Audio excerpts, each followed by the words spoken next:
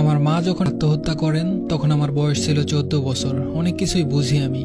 আমার বাবা আমার মায়ের বোনকে একদিন সকালবেলা বিয়ে করে নিয়ে আসেন। মা তখন তরকারি কাটছিল।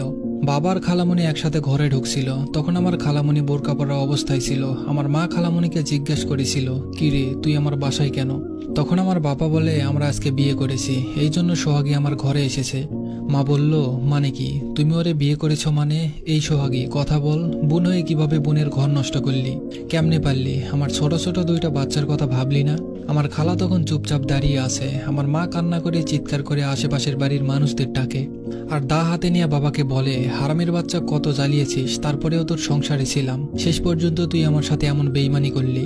আর সোহাগী, তুই আমার বোন হয়ে আমার সাথে এমন করার মানেটা কি? আমার খালা চুপচাপ ছিল। মনে হয় তিনি এসবের জন্য একদম তৈরি হয়ে এসেছেন। আশেপাশের বাড়ির মানুষগুলো সিসি করতে লাগলো। আমার বাবা দমকে সবাইকে চলে যেতে বললেন। তাদের